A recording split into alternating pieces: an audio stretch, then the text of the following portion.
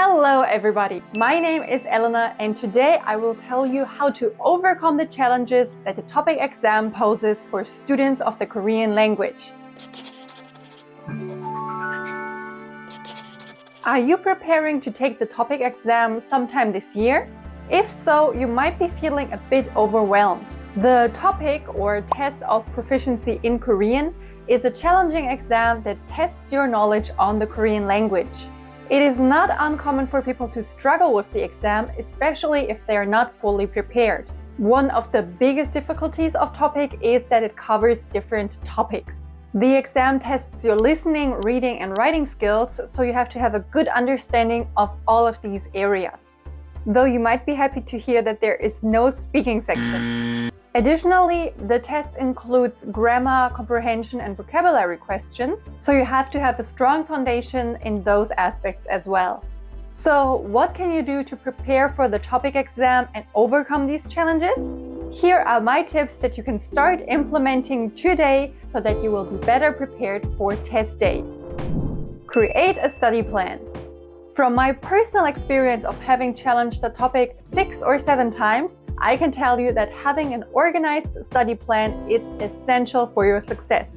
Using such a plan to set aside a certain amount of time each day or each week where you just focus on studying Korean will really elevate your result. A study plan makes building a habit around studying Korean easier so that, for example, studying Korean for 1 hour every Monday, Wednesday, Friday will become second nature to you.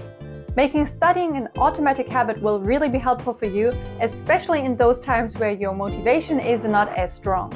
Additionally, having a clear plan on when to study what will help you see where you are wasting time, or maybe where you have too much content crammed into one study session, which could easily overwhelm you.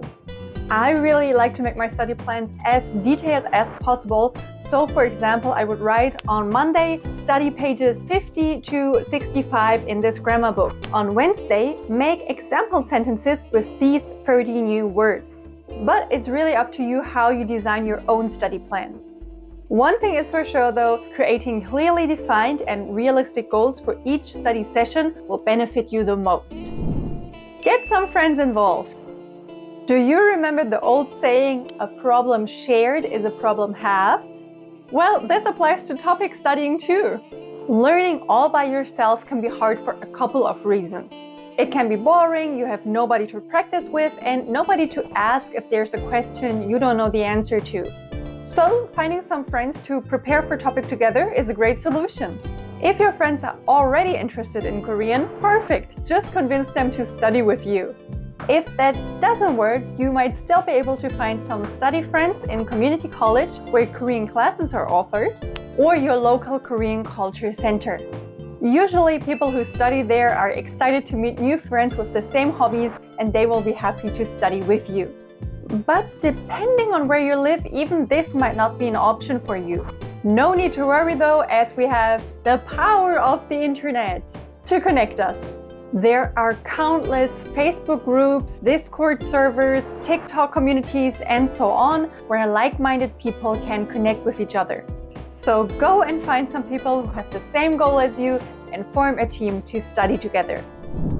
Make it fun. This point somewhat ties into the last one because studying with friends can be very fun.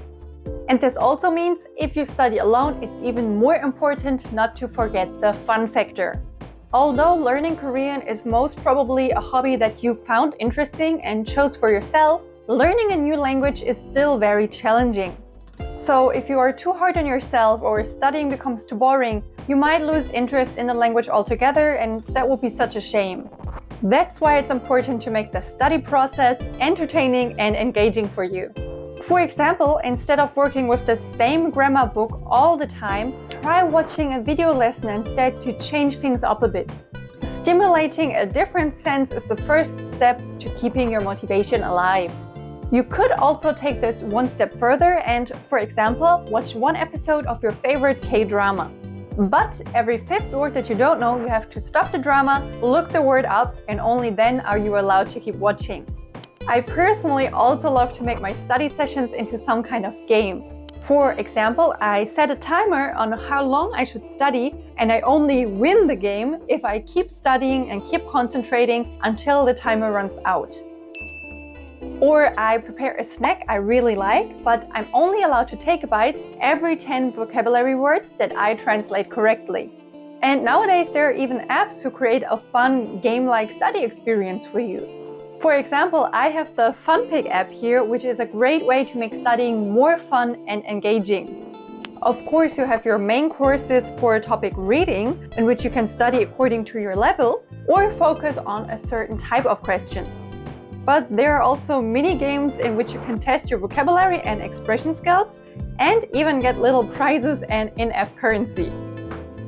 These little incentives make answering the questions more fun, and the immediate reward is a huge motivation booster too.